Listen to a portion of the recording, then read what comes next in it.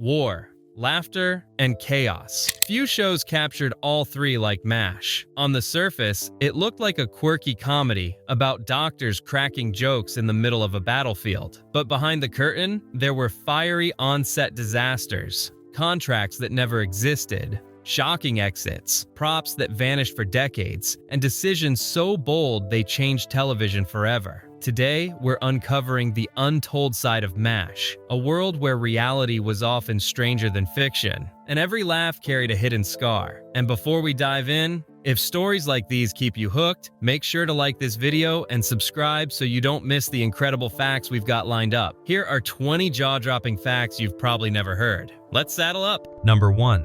Imagine this. You're starring in one of the most watched shows on television. Millions tune in every week. The producers assume you're locked in. And then, poof, you walk away without even signing a single piece of paper. That's exactly what happened with Wayne Rogers, who played Trapper John McIntyre. For 3 seasons, Trapper was half of the show's original comedy duo alongside Alan Alda's Hawkeye. Fans loved their chemistry, the back-and-forth banter, and the way they turned battlefield chaos into punchlines. But here's the twist. Behind the scenes, Rogers was growing frustrated. Hawkeye's role was expanding, and Trapper was being pushed into the shadows. Rogers didn't want to play second fiddle forever. So one day, without any dramatic goodbye episode, he just left. When CBS threatened to sue, Rogers revealed his ace card. He had never signed a contract in the first place. The network's lawyers were stunned. There was nothing they could do. Audiences were confused. Trapper was suddenly gone,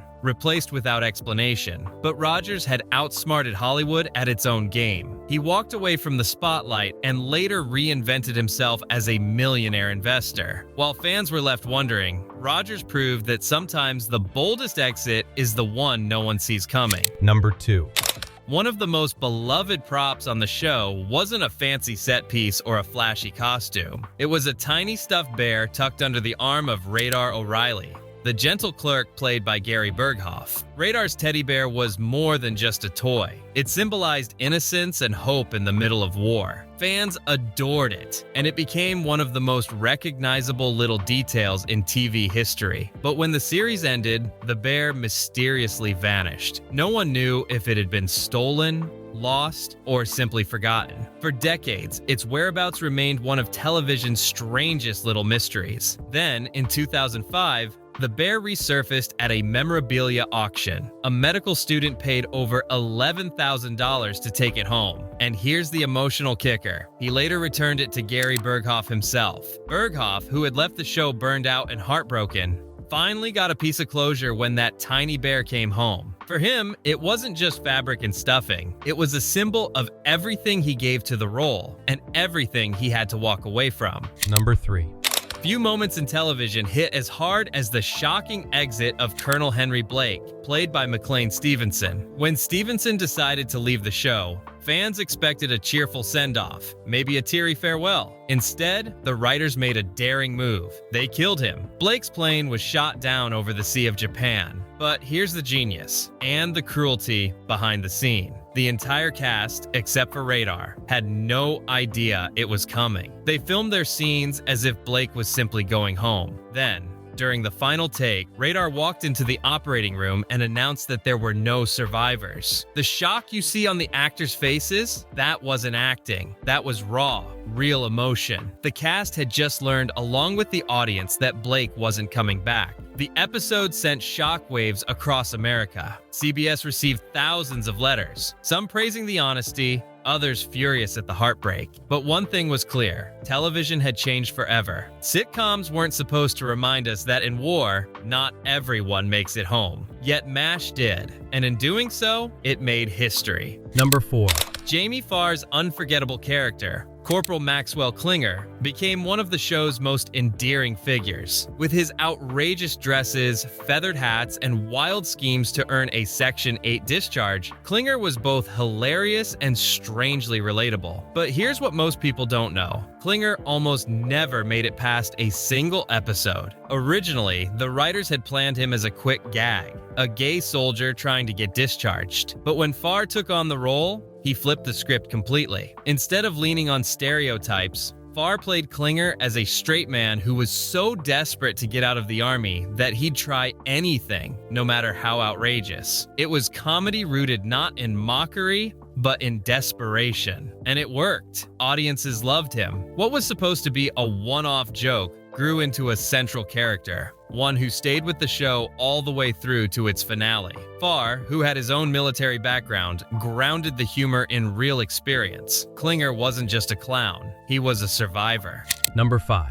By now, you might think the behind-the-scenes battles on MASH were all about contracts and scripts, but sometimes the fights were more creative. The cast often gave feedback on the writing. Sometimes they nitpicked too much for the producer's liking. So the writers decided to teach them a lesson. They began writing scenes that forced the actors to wear thick, heavy military parkas, while filming under the scorching Malibu sun, where temperatures often soared past 100 degrees. The result? Miserable actors sweating buckets under the California heat, all while trying to stay in character. It wasn't just method acting, it was punishment disguised as realism. The message from the writers was clear: stop complaining, or we'll make you suffer through another scene in winter gear under summer skies. And guess what? It worked. The actors quieted down. So the next time you see a sweaty close-up on MASH, remember, sometimes that wasn't Hollywood magic. That was very real.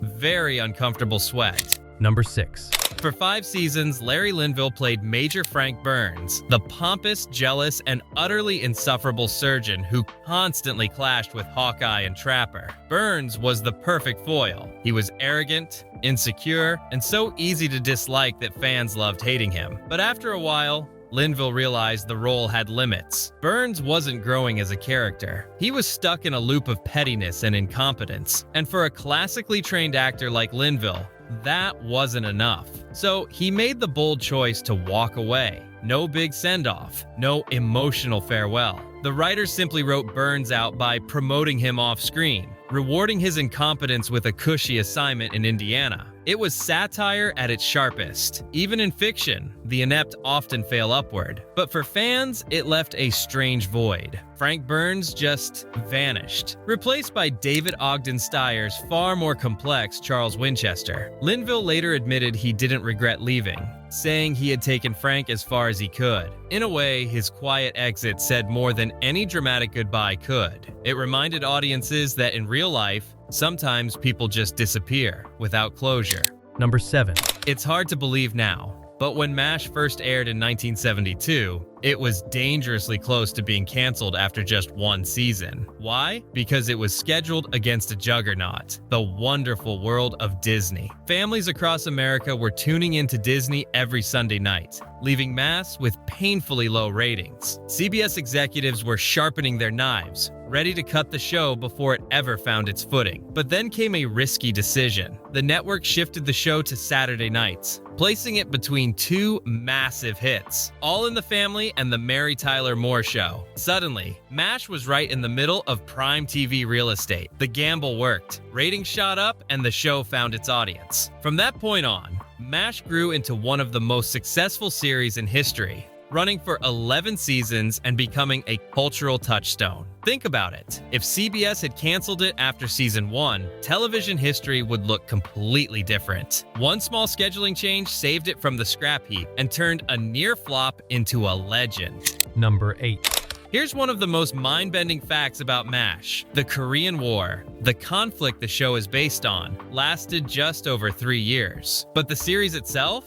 It lasted 11 seasons. That means the fictionalized war dragged on nearly 4 times longer in prime time than it did in real life. Why did audiences embrace it? Because MASH wasn't really about Korea. It was about America processing its own wounds from Vietnam. The writers used Korea as a safer lens through which to talk about war, trauma, and survival, without directly confronting the politics of the time. By the end of its run, the show wasn't just retelling history. It had become history. Entire generations grew up with MASH, with many viewers starting as children and ending as adults by the finale. The irony is striking. The fictional doctors and nurses spent more time on screen in a war zone than real soldiers did in Korea. And yet, through that extended timeline, MASH helped Americans confront the uncomfortable reality that wars may end on paper, but their impact lingers for decades. Number 9. When McLean Stevenson, who played the lovable Colonel Henry Blake, left the show, fans assumed it was because he wanted a break from the role. But the truth runs deeper. Stevenson didn't just want to act, he wanted to lead. In an interview, he admitted, "I want to be number one." He dreamed of starring in his own show, of stepping out of the ensemble and becoming the face of a series. And for a brief moment, it seemed like he might succeed. He landed the McLean Stevenson show and later, Hello, Larry. But neither lasted long. Meanwhile, his death as Henry Blake became one of the most unforgettable moments in TV history. It's ironic. The role he abandoned ended up defining his career more than anything else he ever did. By chasing stardom, Stevenson cemented his place in history, not as the leading man he wanted to be, but as the tragic character whose death broke America's heart. Sometimes fate doesn't give us the role we want. It gives us the role we're remembered for. Number 10.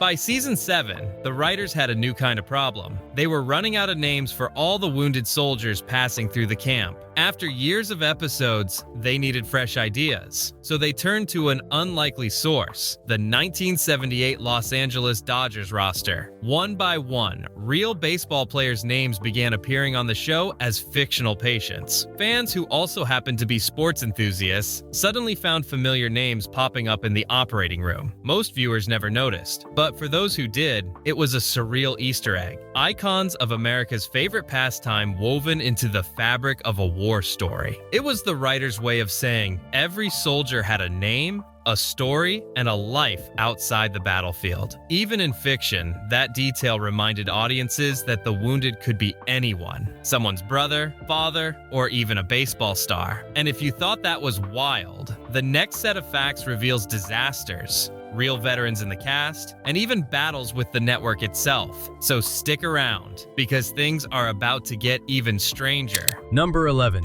By the early 1980s, MASH was nearing the end of its incredible run. But before the show could write its final chapter, fate intervened in a way no one expected. In 1982, a massive brush fire tore through the Malibu ranch where all of the exterior camp scenes were filmed. The flames devoured tents, vehicles, props. Basically, years of television history reduced to ashes overnight. The cast and crew were devastated. Rebuilding would take months, maybe longer. But instead of seeing it as a disaster, the writers did what MASH always did best. They turned chaos into story. In the finale, they worked the fire into the plot. Enemy shelling destroys the camp, forcing everyone to evacuate. What audiences didn't realize at the time was that the blackened ruins they saw on screen were very real. Those weren't Hollywood special effects. They were the charred remains of the actual set. Life imitated art in the most haunting way possible, and it gave the finale an extra layer of authenticity. The camp didn't just end because the writers decided so. It ended because nature had closed the curtain. Number 12. While MASH was a comedy about doctors, it wasn't built on imagination alone. Several cast members brought real military experience with them, grounding the show in authenticity. Alda, who played Hawkeye, had served 6 months in Korea with the Army Reserve. Jamie Farr, the man behind Klinger, was stationed in Japan before entertaining troops with Red Skelton's USO tour. Wayne Rogers had navigated Navy ships, and Mike Farrell wore the uniform of the Marine Corps. These weren't just background details, they shaped the show. When Alda pushed for more realistic storylines or insisted that the comedy should never trivialize the horrors of war, he was speaking from lived experience. So, when you watch MASH and notice how natural the cast looks handling military gear, or how real their exhaustion feels, remember, some of them weren't acting. They had already lived pieces of that life. Number 13. Here's something strange to think about. MASH, one of the most emotionally powerful shows in television history, was almost ruined by canned laughter. From the beginning, CBS executives insisted that no sitcom could survive without a laugh track. To them, audiences needed to be told when something was funny. But the producers, especially Larry Gelbart and Gene Reynolds, fought back. They argued that a show set in an army hospital during war shouldn't be punctuated by fake giggles, especially during surgery scenes. Can you imagine a patient bleeding out while a laugh track chuckles in the background? Eventually, a compromise was reached. The operating room would stay silent. But in the UK, the entire series aired with no laugh track at all, and many fans found it even more powerful that way. Without forced chuckles, the silences became heavier, the drama sharper, the humor darker. It was no longer just a sitcom. It was something deeper, something that made you laugh one moment and sit in stunned silence the next. It was proof that sometimes the absence of laughter can hit harder than the loudest punchline. Number 14. For millions of viewers, Radar O'Reilly was the beating heart of the 4077th. Sweet, loyal, and a little naive, Radar reminded audiences of innocence in a world consumed by war. But behind the scenes, the man who played him, Gary Berghoff, was struggling. The grueling production schedule left him drained, and his perfectionism only added to the pressure. Worse, he felt underappreciated, despite Radar being one of the most beloved characters on the show. Adding to the strain was his personal life. Berghoff was missing out on his daughter's childhood while spending long days on set. The irony was painful. He was playing a character defined by lost innocence, while losing precious time with his own family. By season 7, Berghoff asked for lighter workloads and fewer scenes. When that wasn't enough, he made the difficult decision to leave. Radar's farewell episode, where he leaves behind his teddy bear, became one of the most emotional goodbyes in television history. For fans, it was heartbreaking fiction. For Berghoff, it was survival. Sometimes the bravest decision isn't staying. It's walking away before the job consumes you completely. Number 15. MASH wasn't just a hit, it was a launch pad. Over its 11-year run, countless future stars passed through the camp long before they became household names. A young Ron Howard played an underage Marine desperate to prove himself. Leslie Nielsen showed up as a stern colonel, years before he reinvented comedy in Airplane and The Naked Gun. John Ritter made an appearance, as did Lawrence Fishburne, Shelley Long, and Rita Wilson. Even Pat Morita, long before he became Mr. Miyagi in The Karate Kid, suited up as a South Korean officer. At the time, these were just guest roles, small blips in a sea of episodes. But looking back today, spotting these future icons feels like finding hidden treasure. It's a reminder of how MASH wasn't just chronicling the past, it was quietly shaping Hollywood's future. Number 16. When producers first pitched MASH, their original idea was to set the series during the Vietnam War, which was still raging in the early 1970s. On paper,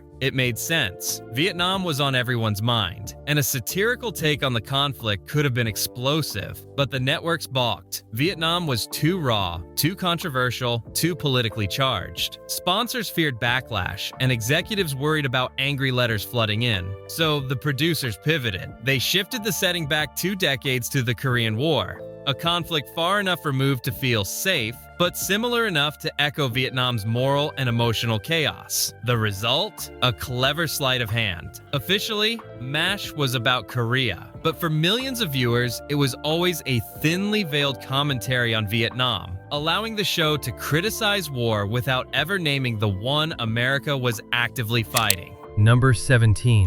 By the later seasons, Alan Alda had become more than just Hawkeye. He was also directing and writing episodes, and he had one non-negotiable rule: keep it real. Alda insisted that the show never glorify war, never treat death as a punchline, and never let comedy erase the pain of the soldiers. He even banned jokes during surgery scenes, saying, if someone's chest is open, it's not funny. This push for realism gave the show its unique balance. 1 minute, you were laughing at Klinger's latest outfit. The next, you were holding your breath as doctors tried to save a dying soldier. Alda's influence transformed MASH from just another sitcom into something deeper, a comedy-drama hybrid that respected its subject matter while still entertaining millions. Number 18.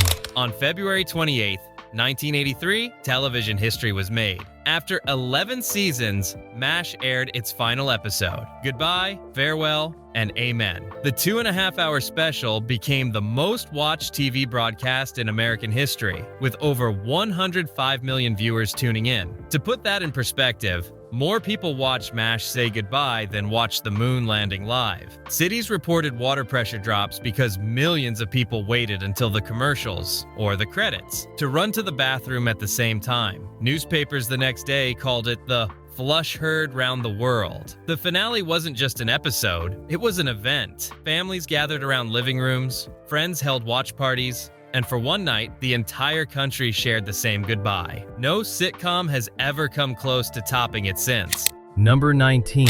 From the outside, starring on one of the biggest shows in the world looked glamorous. But behind the scenes, fame wasn't always easy for the cast. Alda found himself constantly hounded by fans, even in moments when he just wanted peace. Gary Berghoff struggled with the pressure of being adored but never quite feeling respected. McLean Stevenson left chasing stardom he could never fully grasp. And yet, despite their struggles, most of the cast remained close. They often said that the bonds they formed during MASH felt like real family ties, an ensemble of misfits who became lifelong friends. For them, fame was fleeting, but the relationships they built on set lasted a lifetime. Number 20. MASH ended in 1983, but the story didn't completely stop there. The success of the show led to several spin-offs. After MASH followed Colonel Potter, Klinger, and Father Mulcahy back in the States. Trapper John, MD, imagined Trapper's life decades later as a chief surgeon in San Francisco. Even a short-lived show called Waltair attempted to continue Radar's story as a police officer. None came close to capturing the magic of the original. But together,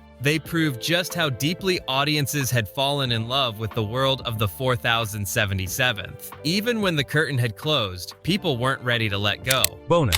Here's the bonus most people don't know. There really was a 4077th Mobile Army Surgical Hospital during the Korean War. It wasn't identical to the TV version, of course, but it was the inspiration for the novel, the movie, and eventually the series. The real doctors and nurses worked under brutal conditions, saving lives with limited supplies, improvising solutions, and often using humor as their only shield against despair. In other words, MASH wasn't just fiction. It was a reflection of real people who lived those moments. And while the show made us laugh, cry, and think, it also honored the very real men and women who served in silence. And there you have it. 20 unbelievable behind-the-scenes facts about MASH, plus a bonus that ties the whole story back to reality. From unscripted heartbreaks to fiery disasters, from vanished teddy bears to record-breaking finales, MASH wasn't just a TV show. It was a cultural event that changed the way we tell stories about war, loss, and survival. If you enjoyed this deep dive, don't forget to like this video, subscribe to the channel, and hit that notification bell so you never miss our next exploration into television's untold stories. Thanks for watching, and until next time, carry on.